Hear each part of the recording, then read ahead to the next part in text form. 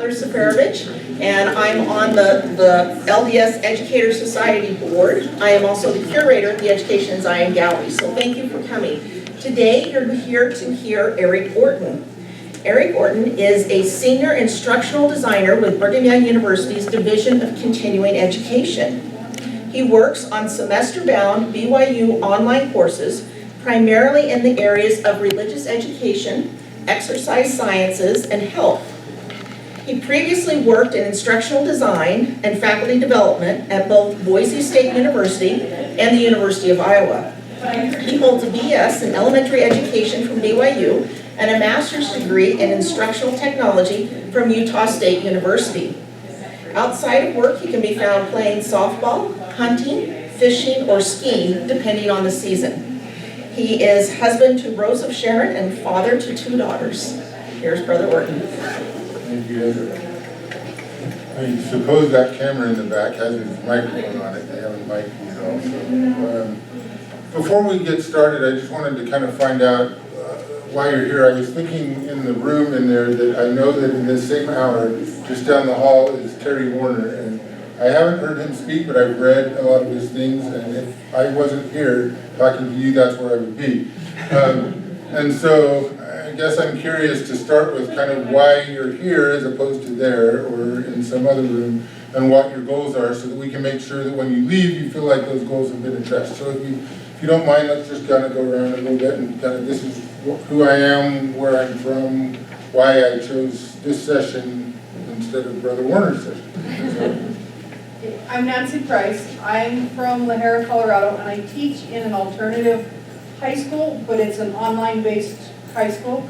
And so I thought with the online course and the discussions, that might help me in my position there. Okay, very good. And do you have your curriculum provided to you, or do you, how much of it do you need to kind of develop on? We're working on developing more of it on our own, but we also have some that's provided to us. That's provided to us is much harder to provide the discussion element that I would like to see. Okay, thank you. Go ahead. Erin Monche. I've kind of been in online education for quite a few years, starting with helping liberal arts college take all of their classes from their brick and mortar college online, and then started an online middle school, and now I'm at Pearson Education, helping with their higher ed online learning experiences. Angela Green. I'm the Director of Instructional Design at Pluralsight, and we do online learning for technologists that are looking to scale up in specific areas and build actual solutions for their workplace, for enterprises. So, and I've also been in online education for a while. I've been an online instructor at BYU, Idaho, and at ASU. So I'm excited to hear what you've been learning.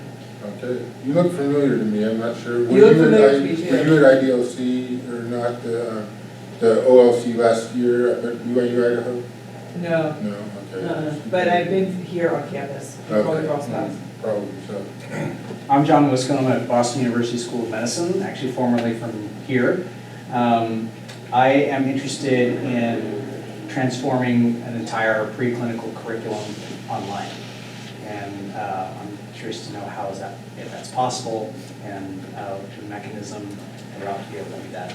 And still do what your title says, to be able to help our students become critical thinkers. Great, thank you. And I would not have actually started in medicine, not myself practicing medicine, but my first job out of graduate school was at the medical school at the University of Iowa. Oh, okay. Yeah, Darrell Robinson. I work for the church seminaries and institutes. I help design the online seminary program, and I currently work with that. I also do the BYU Pathway program, just finishing a doctorate at Utah State University in Instructional Technology and Learning Sciences, and I'm a member of the Georgia School Board of Education, so we're moving into this area in our local schools. Very good. I'm Veldon Law, and I'm here because I'm your boss. Just checking up. Eric is terrific, and just absolutely appreciate the fact that he's here with us and enjoy the conversation about engaging learners in critical thinking. And we need more in my opinion, more application of that in our continuing education online efforts. Paul Skaggs, I teach at Brigham Young University in the School of Technology, and more and more we're trying to get content online. Do you have any BYU online classes that you're teaching yourself? No, Not yet. Not yet. not yet. I'm Brad Elzinga, friend of Eric Orton, and we worked together for years, right? Right, Imagine Learning. Had a great experience there working with Eric. So I'm excited to hear what he has to say. But right now I'm working at the Missionary Training Center, and I'm over the instructional design and product management for the mobile app called Embark, which helps missionaries, and any church member can use it. You can find it on the App Store to learn a second language, especially geared toward, preparing to teach the gospel. And I think that a lot of what missionaries do is related to having inspired discussions, and it takes critical thinking and careful understanding to have a good discussion with someone that wants to learn about the church. So hoping this will shed some light on that. I'm gonna look up Embark as soon as it's done. Yeah. I'm, Love to get feedback. If you can send feedback there and suggestions. I'll let my father-in-law know about it. He's over in the Ukraine and the Temple Mission, and we're going over there to visit him, and he's ordered these Russian books that he wants us to bring with him. So I just can't have Amazon ship there. I'll tell him, you gotta download this Embark app. Yeah. Do that. So I don't know that he knows about that. Okay, so what I want to kind of go over, hopefully this will more or less fit with why you're here, is kind of ways to use asynchronous online discussion to do these kinds of things, to connect students to each other, obviously to the instructional staff, TAs and instructors as well, but a lot of this is building community with their peers. And then critical thinking and applying the course content in ways that are kind of more open-ended and somewhat ambiguous. In certain environments, though those two obviously for anybody who's teaching, those are applicable. For those of us who have the privilege of teaching in an environment where we can explicitly connect the gospel to course content, we'll talk a little bit about how to do that. And also, because I work in both the health sciences and exercise sciences and religious ed, I have the opportunity sometimes to go the other way, and we can talk about that a little bit too, in terms of kind of the advantages of pulling in maybe curricular content from other areas into religious ed, where the students are doing it that way. Kind of, really showing that all truth is circumscribed into one great whole, that, what they're learning in all areas of their life really should be impacting the other areas, and we don't necessarily need to compartmentalize learning. And then at the end, I've got some data to show you that just says what we did in 2 particular classes seemed to make a difference in the students' kind of achievement of these outcomes, the critical thinking, the feeling of connection to their peers and so forth. So a lot of online instructors, are familiar with the idea of discussions because we have, first of all, in the area that I work in, BYU Online, students can use financial aid to take our courses and things like that. They're part of their regular tuition, unlike the BYU independent study model. And because of that, we have federal regulations that govern what we have to do, and one of those things is, quote, regular and substantive interaction, right? And so how is that defined? And a lot of instructors end up kind of seeing discussion boards as the way that you get regular and substantive interaction. It's probably one of the more common tools that instructors use to meet that federal requirement. And it's just also, I think most of us would acknowledge, just a good pedagogical, feature of a course to, involve students and have them learning actively and connecting with each other and things like that. But a lot of instructors don't know how to do it. This professor that I worked with in a couple of exercise science courses, this was his prompt, for both of these classes, minor changes in the wording, but for both classes it was essentially this: what did you learn this week? Kind of thing. And I think this is where a lot of instructors tend to start, is just kind of asking the students to, okay, well, what do you want to talk about? What stood out to you and stuff. Let me ask you before I move on, what kind of responses you would anticipate this kind of prompt to get? Short. Pretty short. You'll regurgitate something from what they've read Mm-hmm. and or seen. Okay. We get a lot of interaction between the students actually discussing the content because it doesn't really lead to a discussion between students. It's more just, what did you learn? Uh-huh. Right, so what would you expect their responses to each other to look like?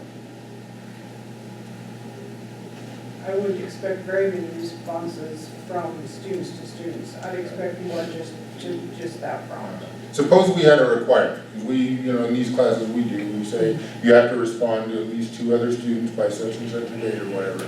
So let's suppose that we had that requirement, sort of forcing students to respond, what kind of responses do you think we'd get? Also short, just like meeting the bear working out and just like, that's cool. Right, I agree with what you said, yeah, right. And that's actually what we find. So these are, and I've edited these, wherever you see ellipses on the slides and things, I've kind of edited the prompts just to make them fit so they're readable on a slide and things like that. But I actually haven't edited out of these all that much. And these are pretty reflective. So he says, I learned about different types of muscle, right? We're just regurgitating, what the chapter had to say. And the responses, tend to kind of do the same thing. Oh yeah, I'll add another point to the regurgitation, but I'm not really bringing anything new to the discussion. Same thing here, and then this basically, if you really break this response down to what they're saying, it's, oh, I learned something I didn't know before. Well, great, but, how does this impact you? What were you going to do with it? I mean, the kind of stuff that Elder Clark was talking about just isn't present here, right, in these kind of things. And so we surveyed the TAs in this class before we kind of changed the discussion prompts. So tell us about how discussions go in this class today. And they said, this was after we did the change. We spoke, but it said kind of compare, and they're saying, well, the old prompts, they regurgitated the chapter, they were short, they were boring, uninsightful. When we get to the end and we have some data from the same survey on what do they think of the discussion boards now, you'll see how striking the difference is, I think, between that. So here's kind of some of the things that we were trying to do with this is bring in more of like students' own life experiences. How have you seen these principles that we're talking about play out in situations that you've been in, or how would you apply this to problems you may be facing, things like that. Both of these courses really are about, it's health science, or exercise science, 221 is the science of wellness, and it's really about kind of dietary best practices, exercise best practices. The ultimate goal really should be we want students to become more healthy, to change their lives in some meaningful way, not just understand principles that then make them feel more guilty when they don't work out and eat junk food. Exercise Science 387 has a lot of overlap with that. It's kind of chronic disease prevention, and it's how do I live my life so that later on in my life, or even earlier, I don't develop heart disease, I don't develop cancer, I lower my cancer risk, things like that. And so both of these courses are really about changing students' behavior, and regurgitating what you read in the chapter doesn't change behavior, right? And so these are ideas that we're trying to get them to really think more deeply and actually have some behavior change. So we connect the life experiences, we debate issues, and I have in parentheses there, I'll give you an example to kind of illustrate this. Back at Boise State, I was working with a professor in the business school, and this, by the way, is a tip I would say is kind of a good check for if you have a good discussion prompt. So she gave me this discussion prompt that was based on a case study from Microsoft. And I looked at it over in the first glance because I'm not a business professor, I don't have the background knowledge that she had. I looked at it and I said, well, this looks really great, but let's do a check. Write me a sample response of what a student might say to this prompt. And she did that. And I read it over and I said, okay, that's good. Write me what might another student with a different perspective say? Write me something like that. And she said, well, there isn't. This is it. If they understand the material, this is what they'll say. And I said, then it's not a discussion, it's an essay. Because imagine you're standing in class and you say, okay, how will you answer this question? And you answer it and I say, fantastic, great answer. Am I gonna ask somebody else the same question? If I'm not, if it's like that, what's been said, what needs to be said has been said, and there's no reason to come over here and ask you, that's not a discussion, right? But a lot of prompts kind of tend that way. So I would say as a good check on your discussion board prompts, right after you write your prompt, respond to it. And then take another point of view and respond to it again. And if you find that you can't do that 3 or 4 times at least, and say something different each time, you probably need to revise the prompt. It's not going to engender good discussion, right? We send students out to find and bring additional materials into the course. We have them giving each other feedback on application assignments, or collaborate on here's a problem, work together to solve it. And then, of course, trying to connect the course content in these courses, which are not religious ed courses. Being at BYU, we can connect these to principles of the gospel. And in the religious ed courses, I kind of mentioned this a little bit earlier, I like to think about, well, how does what I'm learning, say, in Foundations of the Restoration or Doctrines and Teachings of the Book of Mormon, if I'm a graphic design student or a nursing student or an an elementary ed student, how is what I'm learning in Doctrines and Teachings of the Book of Mormon going to make me better at that? And try and I with some of the religious ed professors that I've worked with, we talk about their discussion boards. It's like, well, in my exercise science class, the population of students taking that course is actually pretty homogeneous. Most of the people have pretty similar goals to what they want to get out of the class, why they're there, why they chose that major. And so the connections that they make to the gospel principles and stuff like that sometimes are kind of similar as well, right? Because they're a homogeneous group. But if I take a religion class, well, everybody at BYU has to take it. I have a very diverse set of students in there.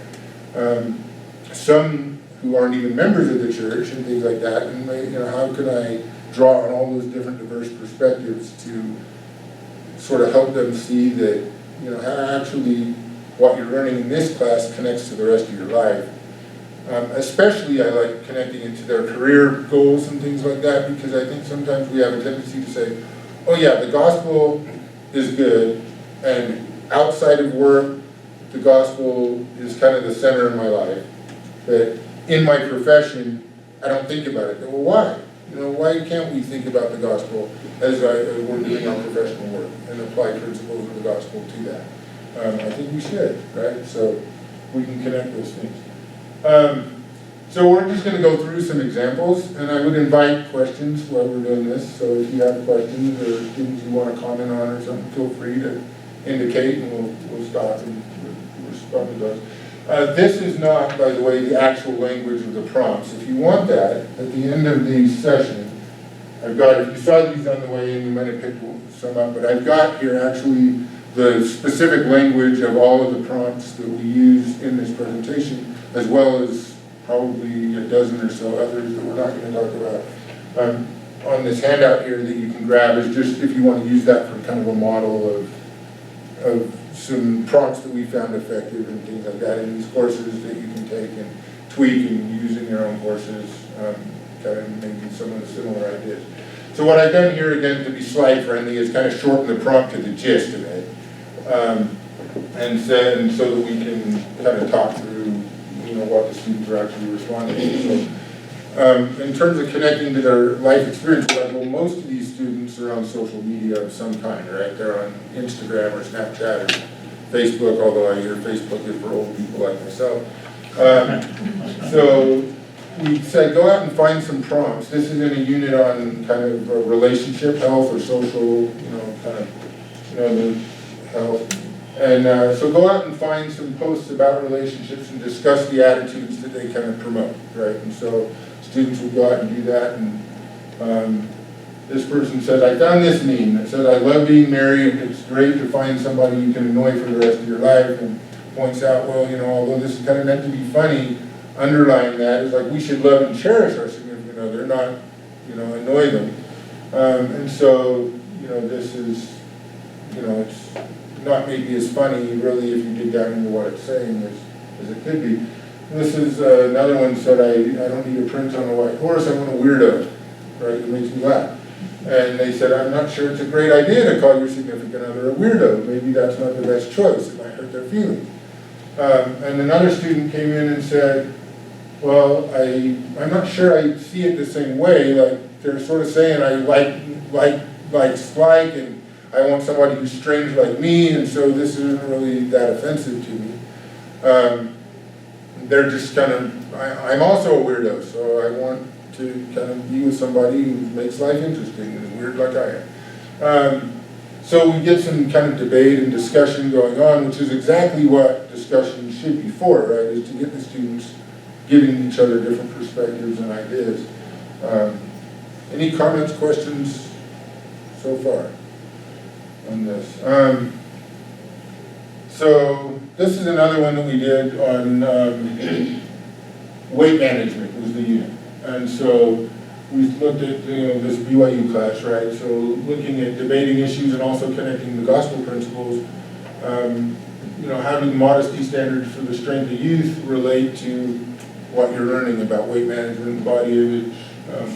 How do you dress? What does that say about you to others? To whom does it say that? And why is following the counsel for the strength of youth related to making healthy lifestyle choices? And so the students posted, one of them said, well, you know, there's girls on my social media feeds and stuff that seem like they just feel like they have to post these pictures, and some of these same girls have weight management issues themselves, and maybe they're not happy with their bodies. And another student said, well, maybe it's not that they're not happy with it. So again, we're debating kind of the issues. Maybe it's just that they're not respecting it as a gift from Heavenly Father.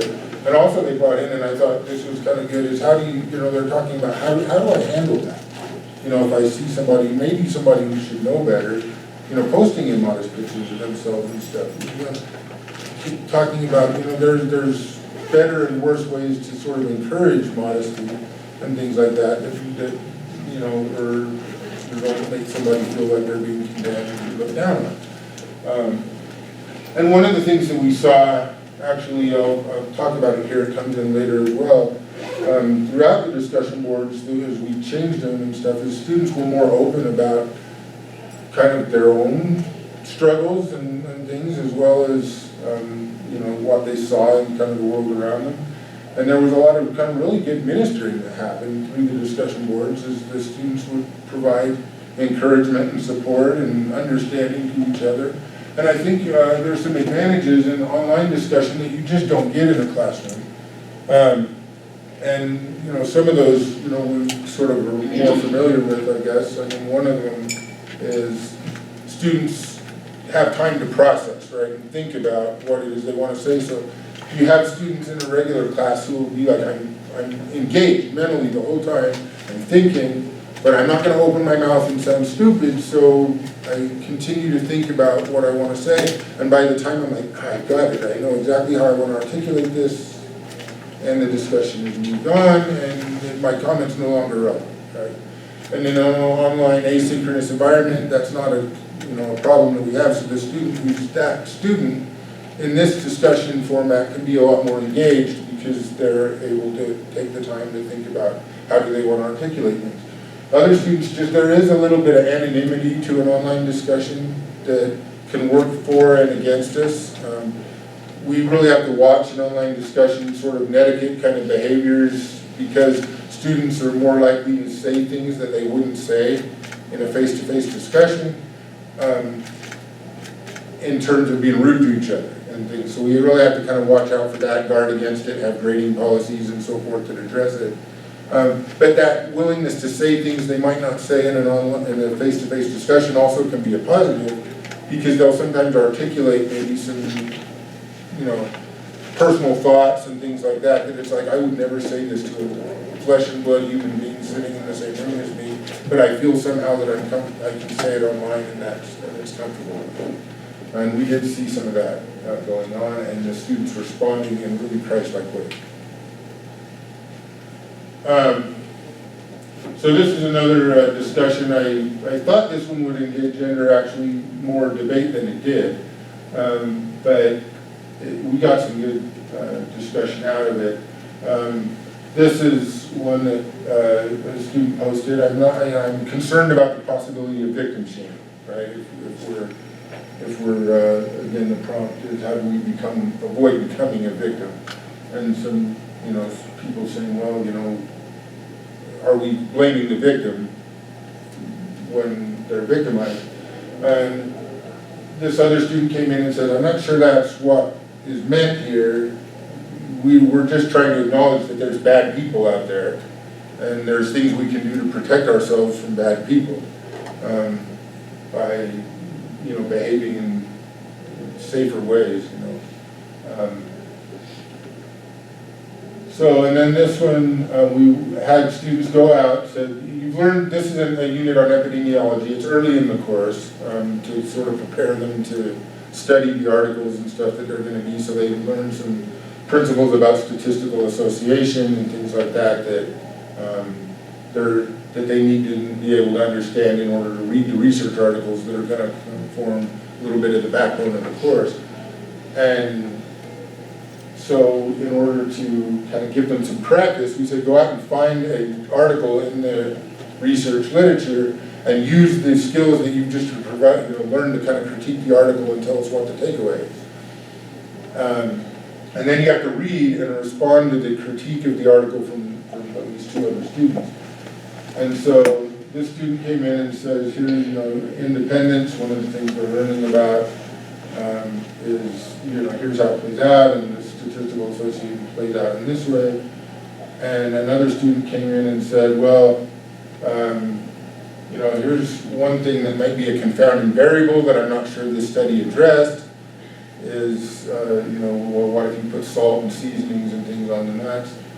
And then the thing that I thought was actually kind of most interesting about this other response here is that they brought in really a piece of the study that the original poster hadn't even discussed in the original post. So it was very clear that the student had actually gone out and did what they were supposed to do and read the other article and not just kind of, tried to bluff their way through it, going off of what was in the original post and, trying to take something that maybe common sense would let you say, which was really kind of cool to see. Sorry, I'm going to pause just a minute. Any comments, thoughts, questions so far? I feel like I'm just spewing a lot, so. Yes, sir. Do you ever encounter toxic conversations? And if so, how do you handle that? So what I mean is, do any students start attacking each other? In social media, students have no barriers. There's no body language for which students can read other people's emotions, and people can take statements at face value, which may or may not be intended. So I'm wondering if you have to deal with any of that, and how do you mitigate that? So we haven't seen a lot of that, but I think part of the reason is that the policies of the discussions up front kind of state this is going to be the consequences if we see any of that kind of behavior. So, we just nip it there, and we haven't really had to enforce those consequences. Because we have a discussion board, and students can start really railing in on other students or faculty. Yeah, where it's not just I disagree, but it's like, Right. that's the most ridiculous thing I've ever heard, and Right. you're a bigot, and pretty soon it's just like, whoa. So now you have a professionalism issue, Yeah. and so I'm wondering how you work with that. So you mentioned that you nip it in the bud by stating policies up front. What are those exactly? Basically that they just won't get, they'll get a 0 on the discussion board if we see that kind of behavior in their posts. So who is monitoring all of the discussions? The TAs are, Okay. yeah. So, and how much time does that take? That's a good question that I would have to ask the TAs, and I don't know that off the top of my head. But they are pretty involved in them, so. Do the TAs participate in the discussion too, or is it just left to the students? The TAs haven't participated as often. I mean, they do occasionally get in there and say stuff. It's been a little bit different TA to TA, and you'll see some of that in the data, I think, at the end. There's a semester when we get to the end data where the rate, the variables that we're looking at to determine how successful this is did. And I strongly suspect that it was the TA that semester not being as involved as opposed to the prompt itself. BYU Pathways, the teacher reviews all those. So I have about 60 students worldwide, and I just look at the discussion boards.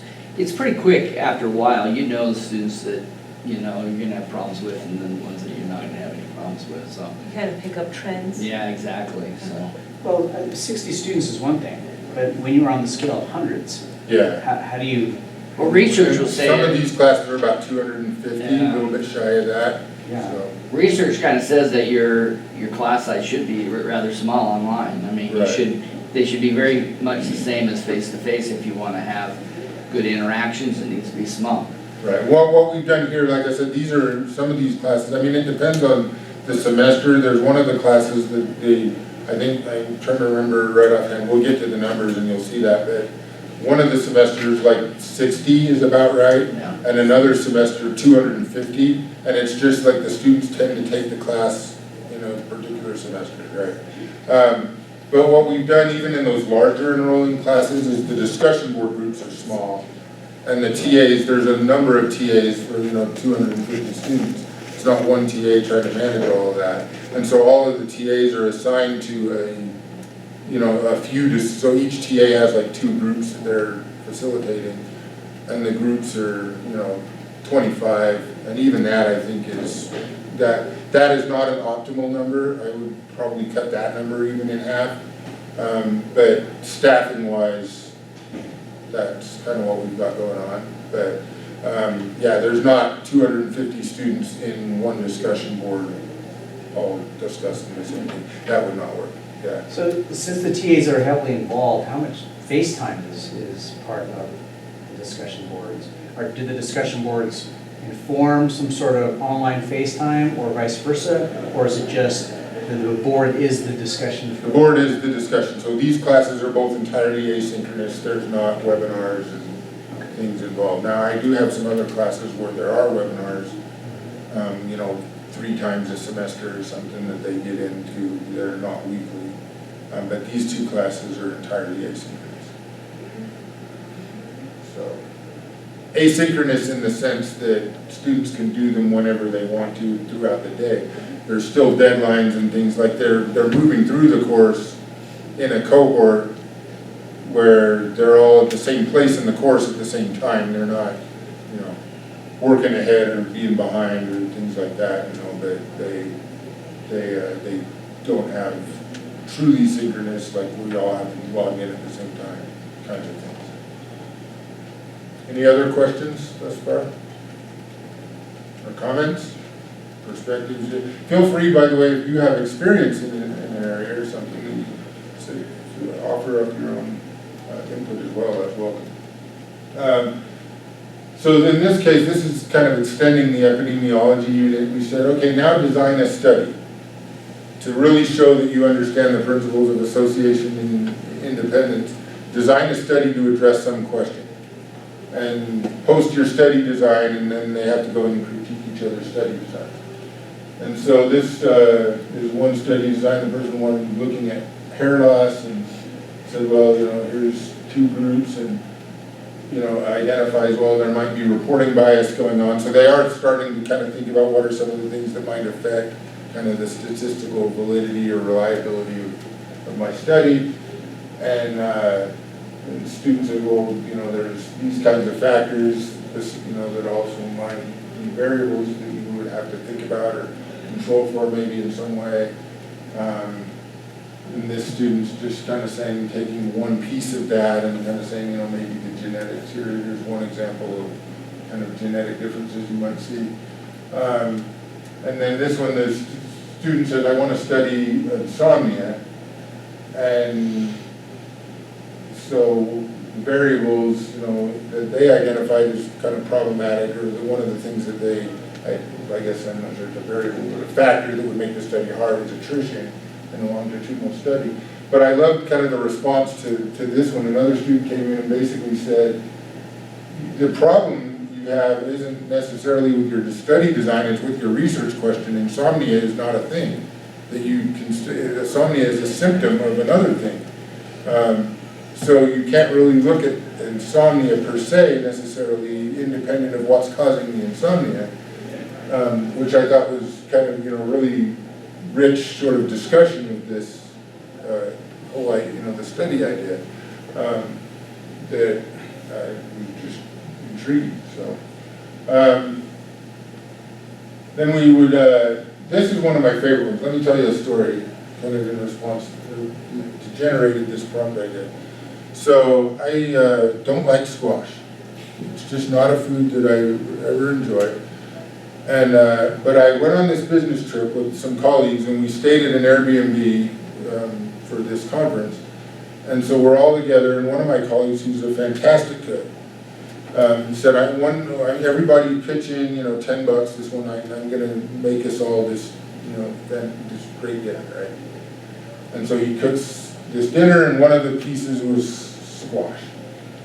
And I was like, oh, well, I guess I have to eat the squash because it's the polite thing to do when Greg's gone through all this effort to make this dinner, right? So I eat the squash, and it was fantastic. I ate 2 more pieces of it. Big half pieces of squash, And so we get to this course, and this is a unit on reducing cancer risk.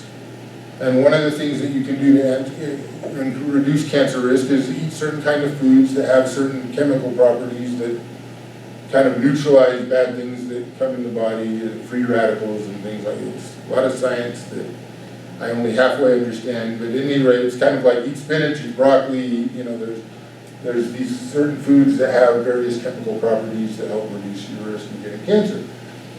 And so we said, well, we don't want students just to know that if I eat broccoli, it's good for my cancer risk. We want them to actually change their behavior and eat the right kinds of things so that their cancer risk gets reduced, right? That's the goal. And so I thought back to this experience, and I said, well, the reason I don't like to eat squash, apparently, is because I've never had it cooked the right way, or in the right thing, or with the right seasonings or something. It's like somebody just bakes a plain piece of squash and expects me to eat it. It's disgusting. So I said, what if we could give students the experience of eating foods that they may not otherwise try, that have the properties that they've been learning about? And maybe we'll have somebody who has the experience that I did, where they said, well, now if you cook it like that, like, wow, like, sure, I'll eat that, So we said, let's create a recipe book. Everybody go out, find a recipe. You have to post your recipe and say, this is what my recipe is. These are the ingredients in the recipe, and why this recipe why the things that are in this recipe helps combat cancer risk. And so they go out and they make this recipe, and then their response post, they have to respond to 2 other students, that's the requirement, is make the recipe that somebody else posted, eat it, and then post a review of the recipe. And wow, look, I don't like spinach too much, but mixing it with mandarin oranges made it taste so good. Yes, that's what I wanted.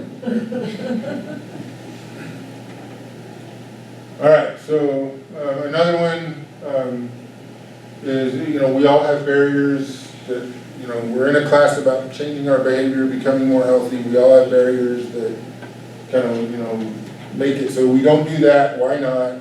Let's see if we can solve each other's kind of problems in that area. Well, as you might expect, the most common answers. So we didn't see, actually, in this question, a whole lot of variance in the original post. Because everybody said, I don't have time, I'm not motivated to do it. But we did see a lot of rich discussion around, okay, what do we do about that?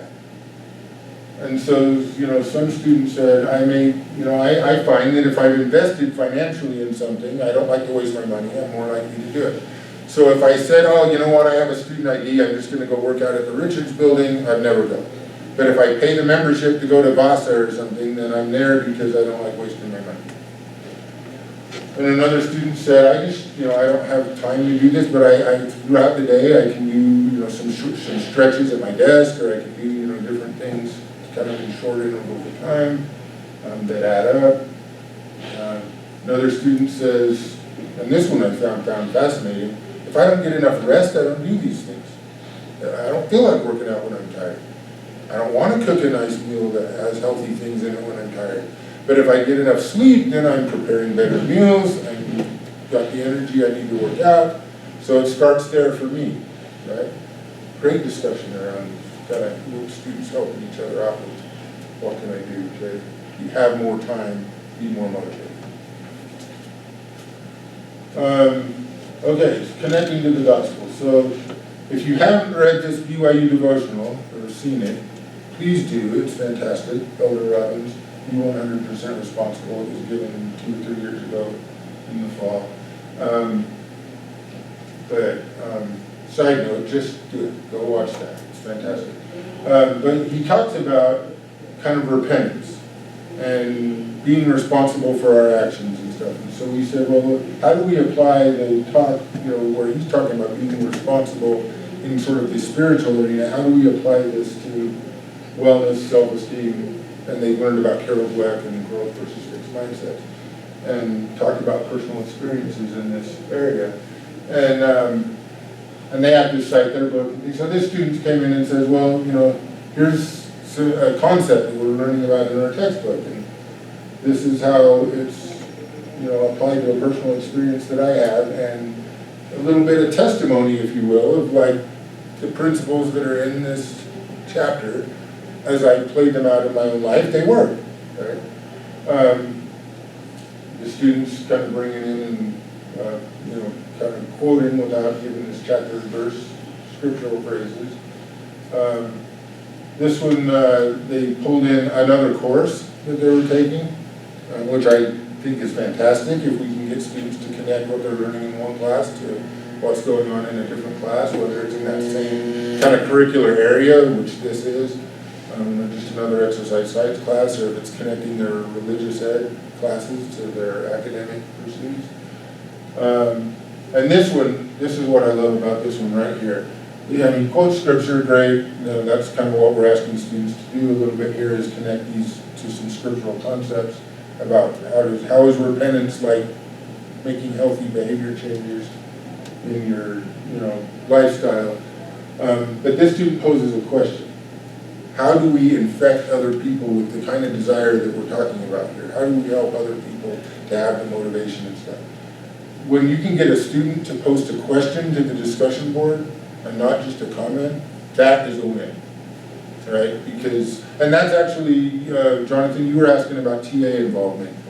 That's the thing that we kind of coach our TAs on, is not, and our instructors as well, is like, don't post necessarily. So this is kind of getting away from the prompt itself and the facilitation of it. That it's, as an instructor, it's better if you can post questions. Well, this student said this, and this other student said this, and how do we reconcile those ideas? Or play devil's advocate a little bit. Well, what about, have you thought about this perspective on the issue, or something like that? If the students aren't posting questions like this, and you can get in and do that to kind of extend the discussion, that's much better than saying, here's what I think. Because as soon as the instructor says, here's what I think, it shuts down the discussion. Nobody will, well, the instructor's given the answer, so what's left to say, right? But that's great, getting students to sort of extend the discussion through. So you might even consider having kind of bonus points or part of their grade sort of dependent on doing this kind of thing, so that you really encourage to kind of like, how might you synthesize posts from other people? How might you extend the discussion with a question? Yes, Jonathan? That brings up the question of how are responses graded? Is there a rubric that the TAs follow? Yeah, there is. Uh-huh. And so if a TA does not ask a question that prompts further discussion, then that would actually skew the student responses to the original question. So let's say one question, it's TA says this is great discussion, the students respond fairly, simple. Another question, the TA actually instigates more thought questions. Mm-hmm. Are the students graded the same on both? It's the same rubric, yeah. So there is. I mean, so wouldn't there be a bias there? What's There that? would be a bias there. Yeah, I mean, I suppose you could have some bias based on kind of variance in how the TAs, interact, and I think we'll see that, like I said, with this dip in this one semester. Okay. And that wasn't in the grading, it was what students said, after the fact. But yeah, it's the same rubric no matter how the TA is Well, involved or not. and that's my question is the rubric only applied to the initial responses? No, there's a rubric that applies, it's one rubric, Okay. but part of the rubric addresses, so the TA doesn't go in and grade the original post and then go in again and grade Okay. the That's what I'm getting at. response posts. They grade the discussion once after the close of the discussion. They'll go in and they'll look at what the students said, So they're in there throughout the discussion, sort of seeing what's going on.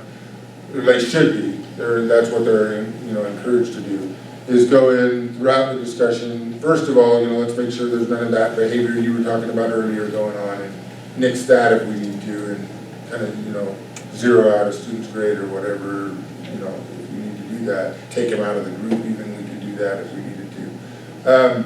So, and you brought up something else. Mhm. If the conversations are asynchronous, when does the TA actually come in and grade? Because do the students know that the conversation can happen between this day and time and this day and time? Yes. Okay. Yeah, so it's this day the discussion opens, this day the original post is due, this day the discussion closes and all your responses are due, right? And then it's after that last day that the instructor would go in and do their grading, but they should be in there before that, kind of getting a sense of how the discussion's going, prompting if they need to prompt. So, I mean, the ideal, I don't know that there's one ideal on like how involved should a TA be. I think it's as involved as they need to be to keep the discussion going. And sometimes the students are in there and it's really sort of a self-perpetuating thing. And the TA just needs to sort of make their presence known a little bit by posting here and there so that the students see that they're involved. Other times the TA might need to steer it a little bit more or pose these kinds of questions that kind of get the students re-engaged in the discussion again or something like that. And that makes their grading easier, right, when they get to the end and it's time to just go through. And usually what they do in Canvas, which is the LMS that we use, is they can just go see that student's post. They don't have to comb through the discussion and look like, where did this student post something? They can just see that student's posts and they can kind of go, oh yeah, that was substantive stuff, give them a point, use the rubric, give them the points. And that's what I was gonna say, is I look, Kimby Clark, high love, high expectations. I don't just give them points for putting anything. Right. If they don't have enough, if they're not spread over several days, or they're not leading to further the discussion, I grade them down with an invitation that, hey, it's hard to make up what you've already passed, but next week's discussion, if you can hit the mark, I'll go back and give you the points for this week. So you teach them the pattern early on, and then your discussions just fly the rest of the quarter. Yeah. And your rubric probably says these kind of things, right? Yeah, it has to have. It has to have a meaningful, sensitive post, it can't be on has all to on be the same several day. different days, yeah. Yeah. Do you have thoughts on allowing students to access prior discussions as a way of helping them to understand what a good discussion looks like, or as a way of bringing in ideas into their own, Like prior semesters, you mean, or like prior? Yeah, sure. So, I mean, just in terms of like the way that our system works, they're enrolled in a particular course or a particular semester. They would have no way to go in and access like a prior semester's discussion. As far as like whether if your system allowed for that, if that would be a good or bad pedagogical practice, I don't see anything wrong with it. Our system doesn't allow for that. What we can do with Canvas is we can either say, you can see the discussion that's currently going on. I mean, they can always access prior week's discussions, right? Like within their same course. Class. Like if I wanted to go back, if I'm in Unit 7 and I wanted to go back and look at the discussion from Unit 3, like yeah, I can do that at any time. One thing we can control is like if I'm in Unit 7, can I see what other people have posted to Unit 7 before I make my own post, or do I have to make my own post first and then the rest of the discussion becomes visible to you? And so I've done that both ways. The advantage, I guess, I think there's a pro and a con. to sort of restricting their ability to see the discussion before they make their original post. The reason that somebody might do that is to avoid people just sort of like reading through all the original posts that have been made and doing some creative plagiarism where they sort of make it look like it's their own work, but really they're just grabbing from all kind of other places, what students have already said and submitting it. So if they can't see the discussion, then it's like I have to do my own original thinking. But the problem that can create sometimes is that they're afraid of, it makes it a little bit harder because I'm like, I feel this pressure to be original when I can't see what anybody else has already said. So there's some value, I think, in sort of letting them see what other students are saying and stuff like that, and then they can say, how can I contribute something new? And I feel like I'm contributing something new.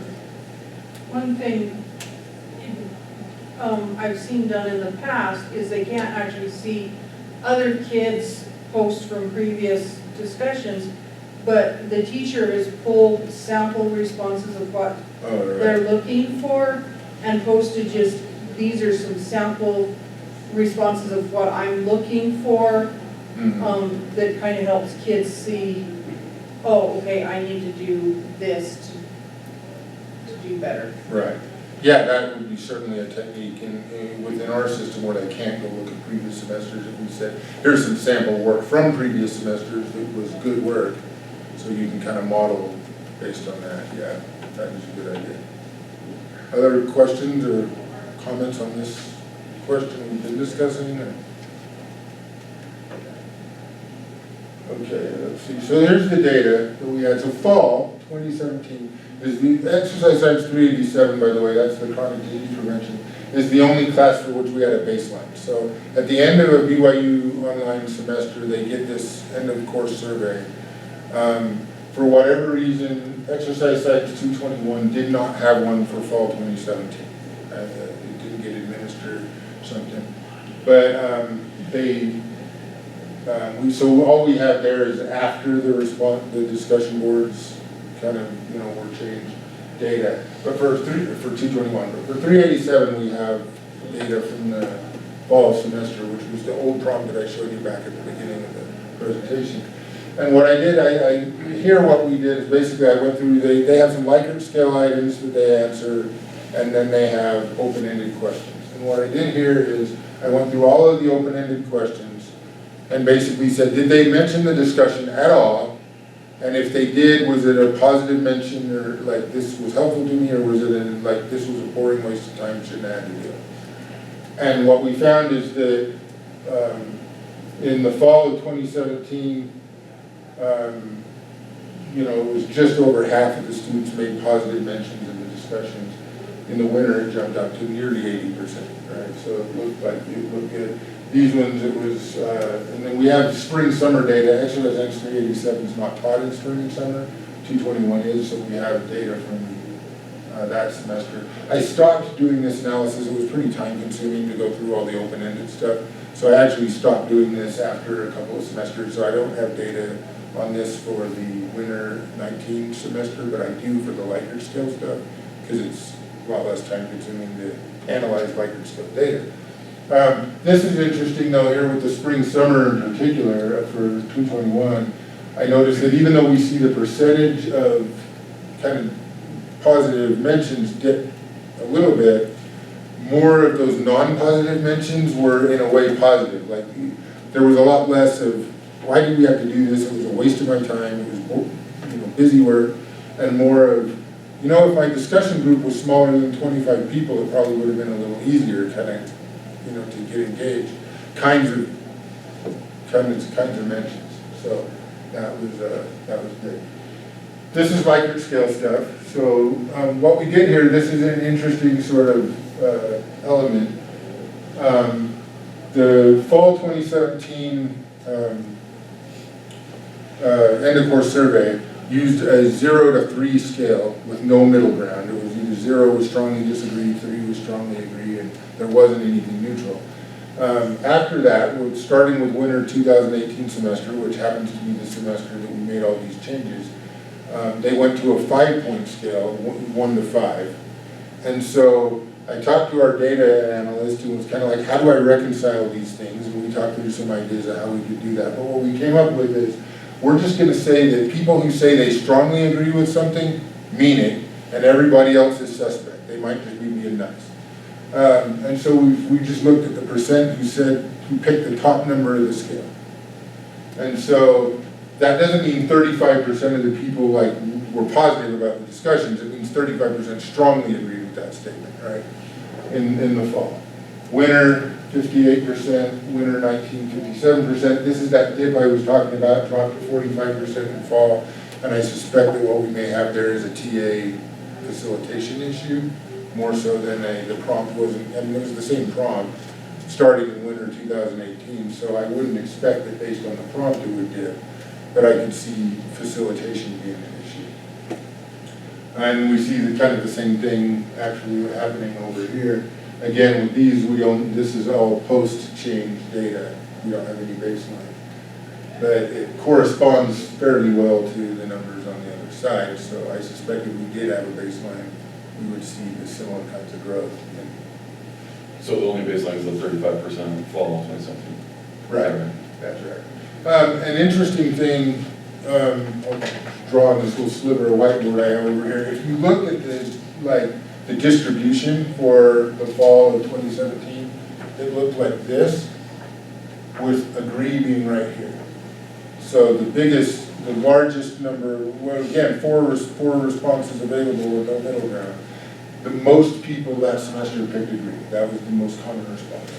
In 2018, it's like that, and this is strongly agree.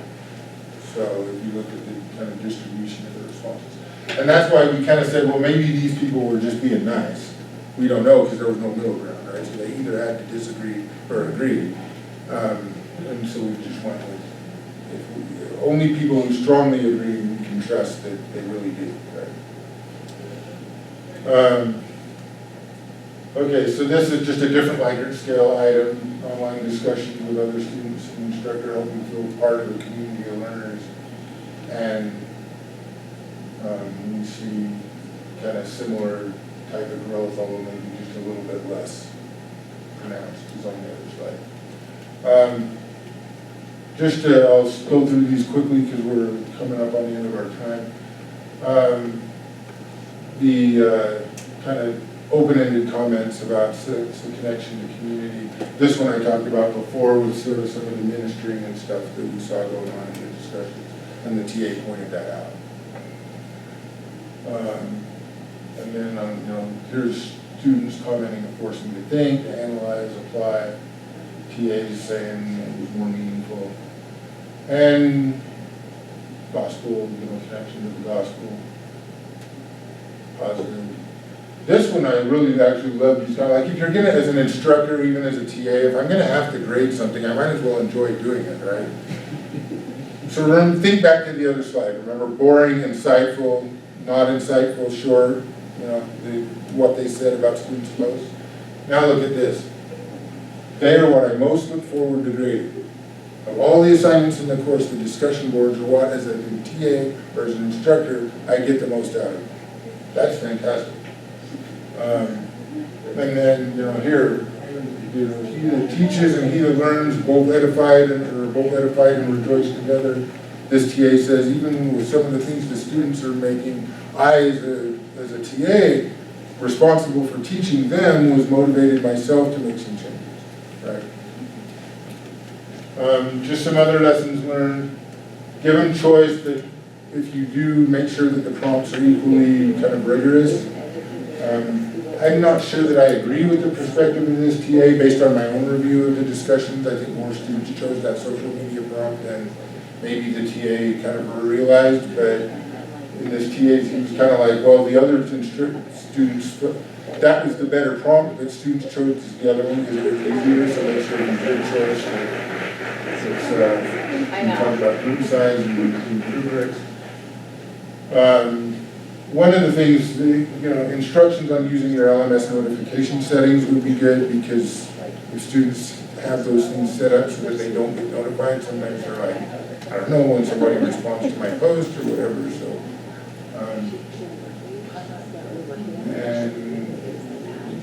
students generally don't scroll and scroll and scroll, so use strategies that sort of encourage them to look a little deeper in the discussion. Canvas, unfortunately, has this very annoying thing that it only sorts by column page, and it doesn't put the newest at the top, it puts the oldest at the top. So the same post that was the first post is always going to be at the top of the discussion board, and it drives me nuts for this one.